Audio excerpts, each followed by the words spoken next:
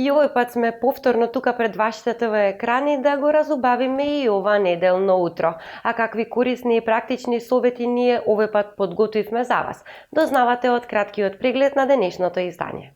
Во новиот Урбан блог ке гледате како да ги контролираме неконтролираните напади на бес и тај чи, што е и зошто стана вирален тренд.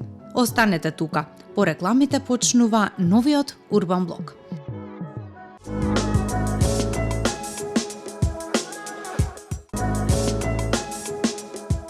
Денешното издание ќе го започнеме со една навистина корисна содржина од областа на биоинформатиката. А зашто поточно зборувавме овој пат со нашите стручни соработници од Центарот за биоинформатика Ревит, дознавате во следните неколку минути. Во моментот кога ќе приметите промени на своето лице, кожата повеќе не е толку еластична како некогаш, тенот го губи својот сјај, а фините линии и брчките стануваат се повидливи. Тогаш е време за анти-ейдж третмани. Овој пат ќе дадеме осврт на оваа тема од аспект на биоинформатиката. Ги имаме нашите стручни соработници од Центарот за биоинформатика, кои подетално ќе дадат одговори на сите наши прашања на оваа тема. Убавината секогаш била и ќе биде навистина тема за која што секогаш ќе се разговара, уствари ќе биде нешто кој што сите ја посакуваме. Убавината не говориме само за надворешна убавина, него за целокупната убавина која што доаѓа од внатре, убавината која што врачи еден организам, еден човек, која што го квалификува за тоа да кажеме убав или неубав човек. Не постои неубав човек, само така да дадам еден краток вовед. Меѓутоа, грижата за себе е секогаш посебно во новото време во кое што сега живееме со целата оваа динамика и тоа како станува многу битен фактор, затоа што покажува колку се грижите, колку се сакате себе си. Ако порано убавината беше, да кажеме, на еден начин повлечена повеќе загарантирана за дамите, за жените, сега не е така. Сега и машкиот пол се грижи и тоа така треба да биде и тоа станува апсолутно стил на живење. Се разбира дека со годините во кои што полека навлегуваме, доаѓа и до процес на природно старење, на губење на тонусот на кожата, намалување на сврзното ткиво, на колагенот и сето тоа па од друга страна ни вели што треба да направиме, да сториме. Сега, повторно се враќаме на сите оние работи кои што треба да ги направиме, за да можеме да ги запазиме сите оние квалитети кои што ја карактеризираат убавината. Значи, за да ја одржуваме убавината, пак ќе кажам, животните навики кои што се исхраната, сонот, тоа е исто така многу битен елемент, и доволната хидрираност на телото. Тоа се некои навики кои што треба да ги практикуваме и кои што ни го даваат успари грижата за тоа како ние се чувствуваме и како треба да функционираме. Анти-ейдж е нешто што ја бараат, пак ќе кажам, и мажите и жените. Значи, кој што подобрува не само она што го гледаме надворешно на нашето лице, туку на целокупното функционирање на кожата, на сврзното ткиво, зашто и сврзното ткиво и еден дел од него нормално се колагенските влакна, значи се многу важни да ја остават својата функционалност, бидејќи тие влегуваат и во меѓу органите, и во крвните садови, значи сите органи е битно да ни функционираат добро. Она што го гледаме надворешно е само еден момент, и тоа е навистина исто така желба на секого, или пак да подобриме квалитетот на кожата, кај што кај дамите е секогаш, посебно во оние убави топли периоди кога се носи и полесна облека.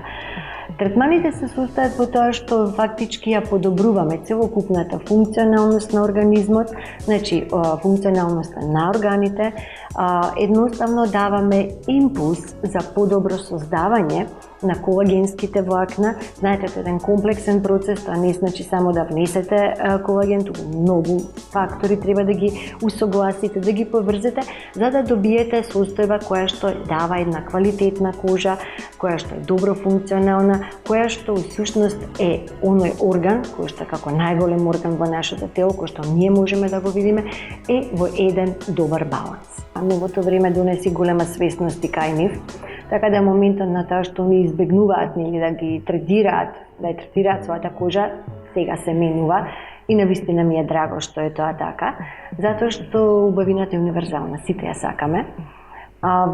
И истото тоа се прави и кај нив. Нели? Истите третмани, зависно тоа што треба, во колкава мера. Знаете, кај секого е различно на кој степен, на кој ниво ни е нарушувањето. И повторно ќе кажам, говориме за персонализирана терапија која што ја даваме и која што го дава ефектот. Бидејќи говориме за орган кој што е надвор, кој што можеме да го видиме, зборувам за кожата, она што не можеме внатре, но и по инаков начин го гледаме. Меѓутоа, начелно се гледа свежината, тонусот на кожата, бојата на кожата, еластичноста се зголемува. Тоа се моменти кои што сите од нас ги посакуваме и од друга страна пак ни даваат еден друг психолошки момент дека се уште можеме да изгледаме добро. Значи, животниот стил, животните навики, тоа подразбира грижа за себе. Знаете како, кога сте млад, мислите дека така треба да биде. Меѓутоа, како годините надоаѓаат, како сваќате дека и функционалноста природно опаѓа, и биолошки, и функционално, вие морате да преземете се она што, например, не сте го правеле додека сте биле помлади. Од друга страна пак, треба да смените навики во исхраната. Треба да смените храна која што веќе сега и нема да ви одговара. И најважниот момент е, и меѓу другите, има многу, нели, какви се нашите навики, меѓутоа пак ќе кажам, водечкиот момент е хидратацијата и соната. Затоа што тука најмногу се греши и се прават отстапки со оваа брза динамика и нема потреба да спијам или помалку спијам и тоа се одразува.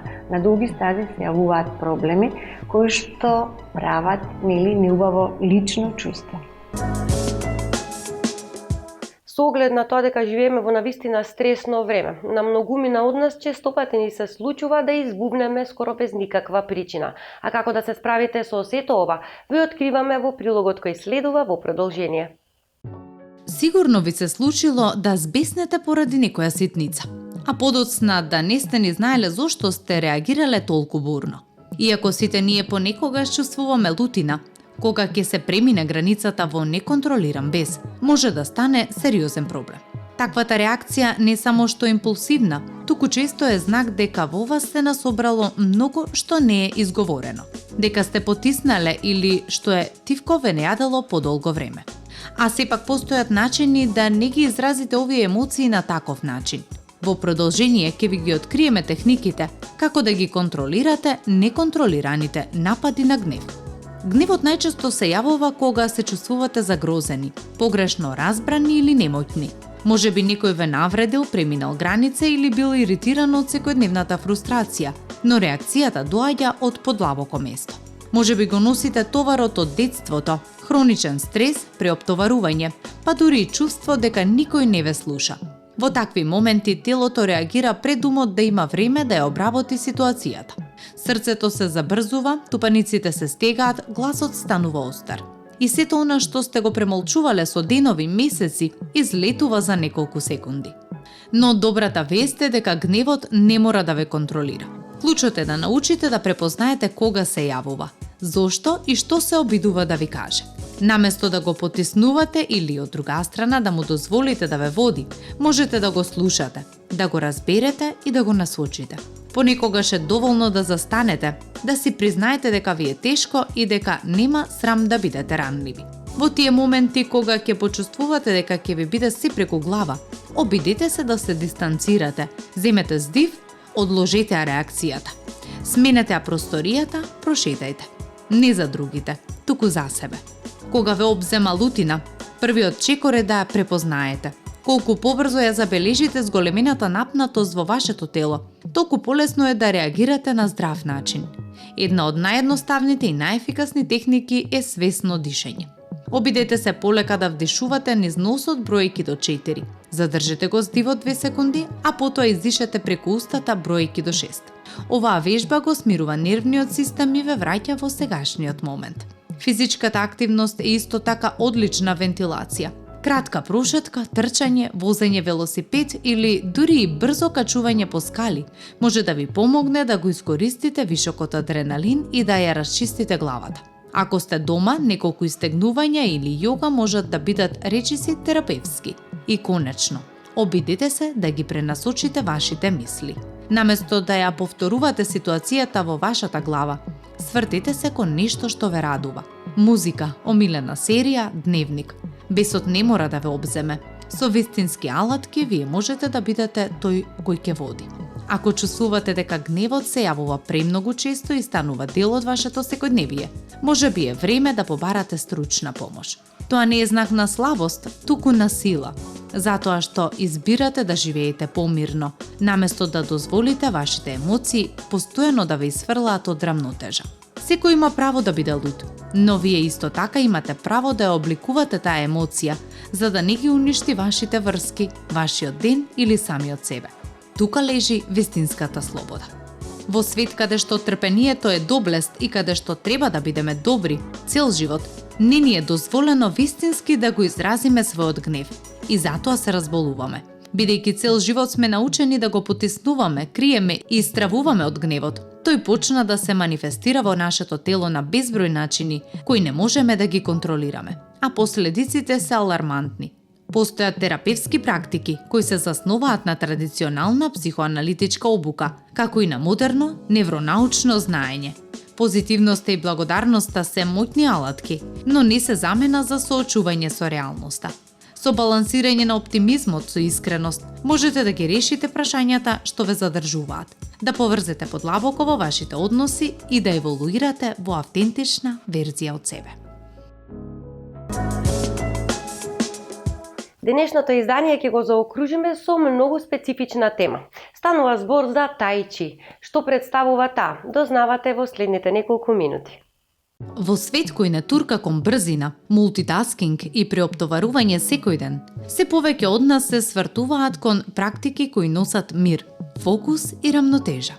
Една таква дисциплина е тај чи, древна кинеска уметност на движење што го освојува современиот свет денес како алатка за ментална рамнотежа и свесно живење. Преку бавни, контролирани движења и координирано дишење, тај чи не враќа кон себе телото и моментот. Не учи како да забавиме, да се слушаме себе си и да најдеме внатрешна сила. Тивко, стабилно и без притисок. Што е тај чи? Вежбањето тај чи вклучува бавни течни движења кои доаѓаат со голем број здравствени придобивки, вклучувајќи подобра рамнотежа, мобилност и координација. Тај чи е само официјално боречка вештина. Во неговото јадро е вежба ум-тело, која комбинира движења, медитација и длабоко дишење.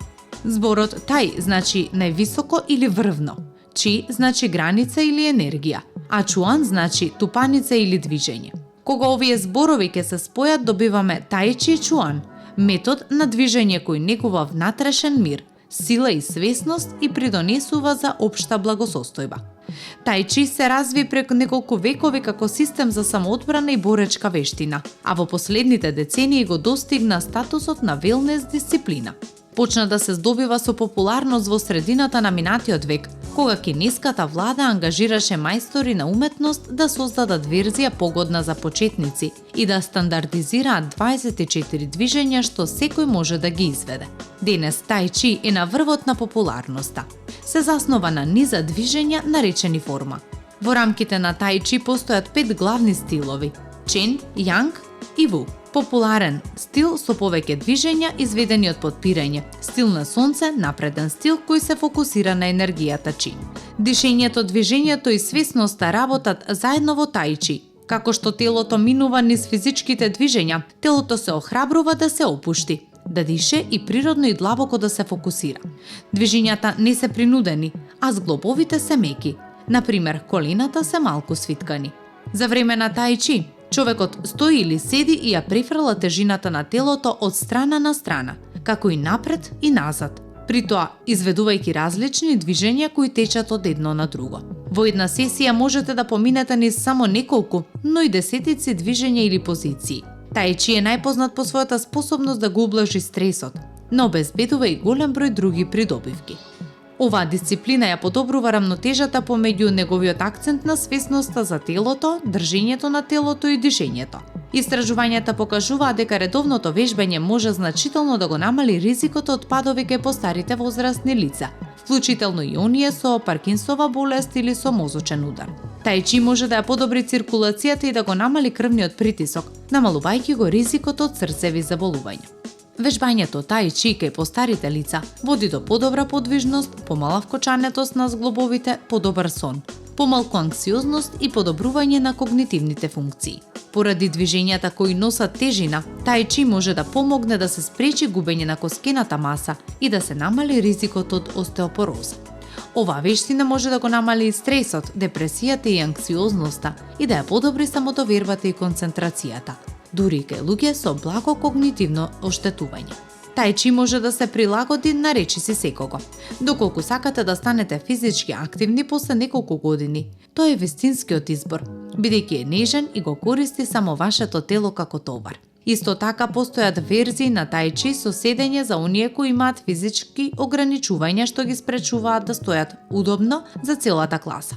Иако нема објавени студии за безбедноста за време на бременоста, експертите веруваат дека тоа е генерално безбедно во повеќе случаи.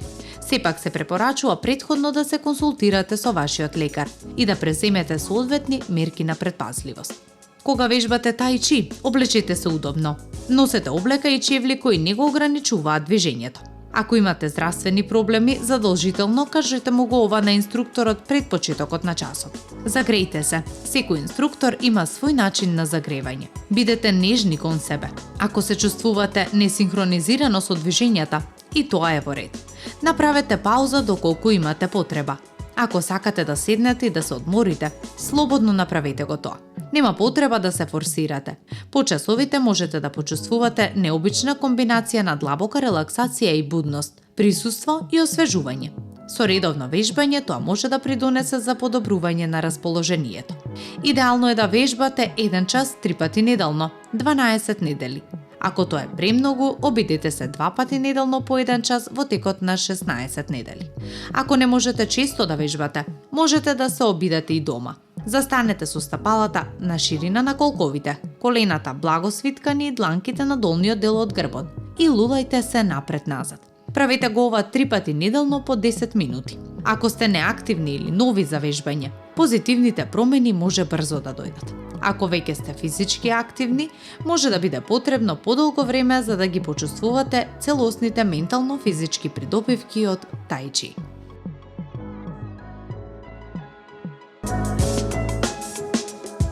Патувањето значи, меѓу другото, да го наблюдуваме светот околу нас, како тој постојано се менува. Доколку сакате да доживеете ваква појава, најдобро би било да го посетите Лондон. Ништо не менува ниту нас, ниту просторот што го патуваме како технологијата. Кога еден патник денес ке дојде во Лондон, наместо чадорите и капите кои некогаш доминираа на уличните пейсажи во центарот на градот, ќе видите луѓе кои брзаат по тротоарите со телефоните во раце. Црвените телефонски говорници, уште еден од символите на Лондон, се уште обстојуваат само во центарот каде се собираат туристи. Нивната единствена функција се чини е да бидат украс за фотографии од туристичките патувања направени со мобилните телефони. Лондонските говорници се пример за тоа како технологијата ја менува сликата на градот. Имено телефонските говорници во кои речиси никој не влегува за да телефонира, се куриозитет кој има ограничен рок на траење. Многу скоро, за 10 или 15 години, ќе има генерација, ако не е веќе, која ќе дојде во Лондон и ќе ги погледне тие чудни црвени кутии од метал и стакло и ќе се запраша зашто ли тие служат. Големите градови, за разлика од провинциските места на рабовите на земјите, живеат и брзо се менуваат. Затоа е интересно да се наблюдуваат од таа перспектива. Нивните промени се и слика за нас самите. Кога еден патник за кого јавните говорници се дел од неговата култура ке застане пред лондонската говорница, тоа е повеќе од црвена кутија. Тоа е слика од едно друго време кога самиот ставал парички и, например, напнато чекал некој да ја крене слушалката од другата страна. Лондон е повеќе слоен. Тоа е минато, сегашност и иднина на едно место, како неколку други градови во светот. Прошетката по патот Портобело најдобро го илустрира ова.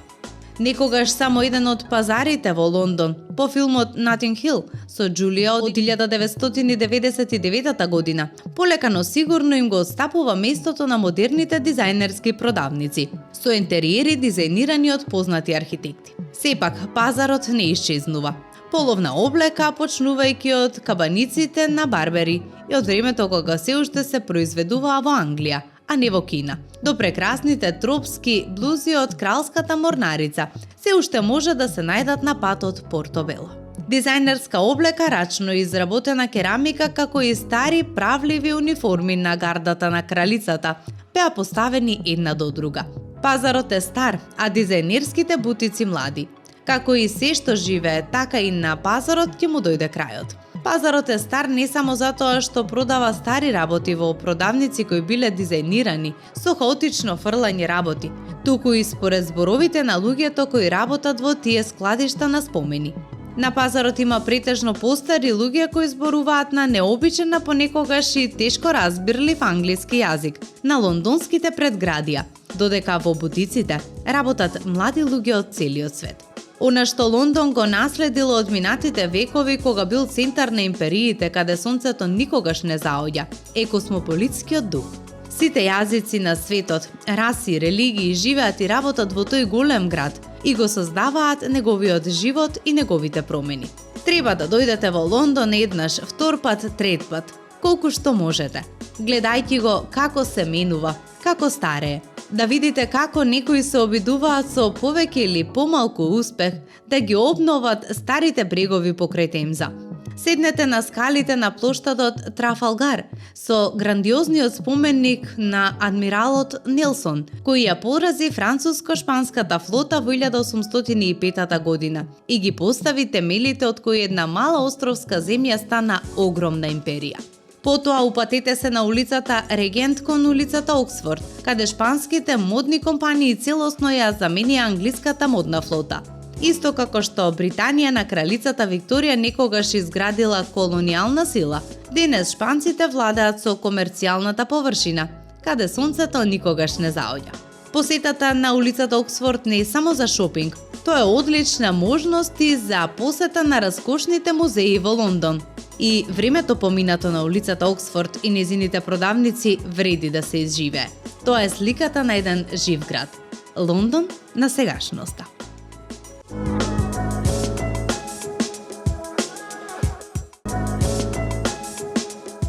Тука е крајот на нашето денешно 30-минутно дружење и верувам дека и овој пат не следевте до самиот крај. Но доколку не пропуштивте, можете да го погледнете репризното издание во сабота или пак да го посетите нашиот YouTube канал. Ние се гледаме повторно за 7 дена, до тогаш не заборавајте да бидете урбани.